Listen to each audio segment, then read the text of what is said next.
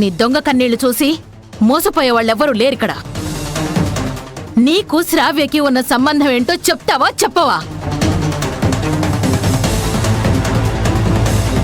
నువ్వెంతేడ్చినా లాభం లేదు. శ్రావ్య గురించి నా మీద కంప్లైంట్ ఇచ్చేంత ఇంట్రెస్ట్ నీకేంటో అది చెప్పేదాకా నేను వదిలేది లేదు.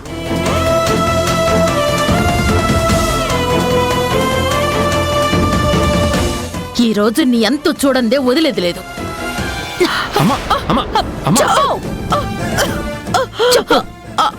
చెప్తావా చెప్పవా? చెప్తావా చెప్పవా? చెప్పు.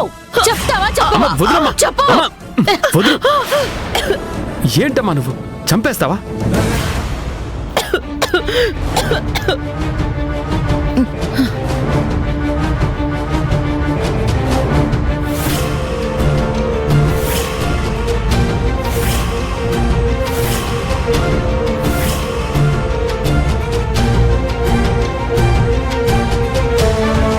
ఇప్పుడు గనక ఆ ఫోటో వీళ్ళు చూస్తే జ్యోతి నా కన్న కూతురని తెలిసిపోతుంది.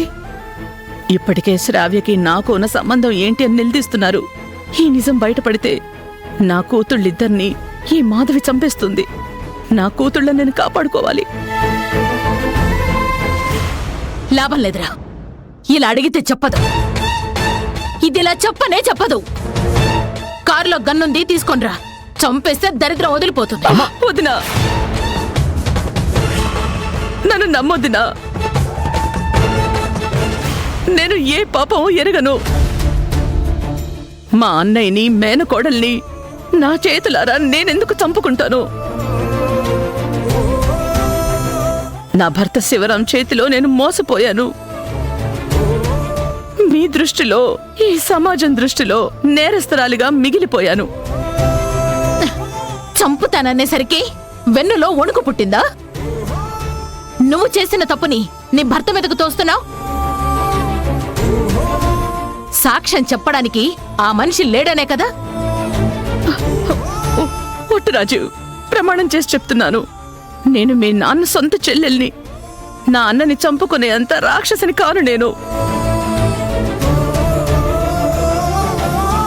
నా భర్త కోసం ఇల్లొదిలి వెళ్ళాను.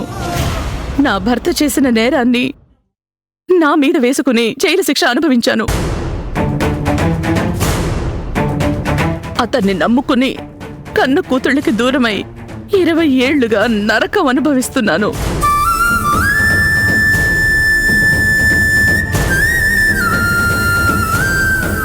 నువ్వు చెప్పేది నిజమని సాక్ష్యం ఏంటి? మేమెలా నమ్మాలి? రే రాజీవ్, ఇదంతా మన నుంచి తప్పించుకోవడానికి ఆడుతున్న డ్రామా. ఈ దొంగ మాటలు నువ్వు నమ్మొద్దురా.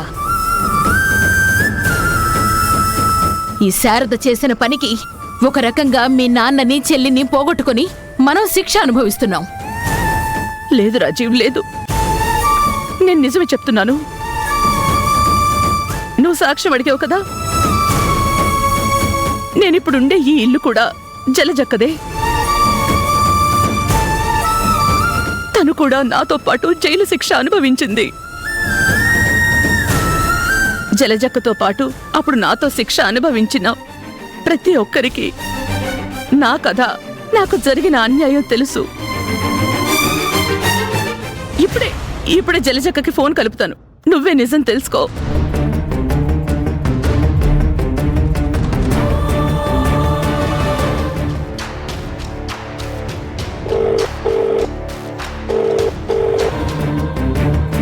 హలో శారదా.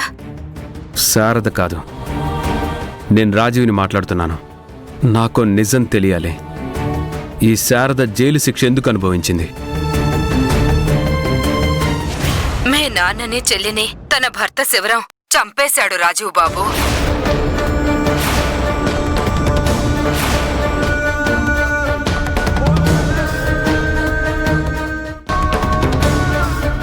భర్త మీద ఉన్న ప్రేమతో జైలు శిక్ష అనుభవించింది.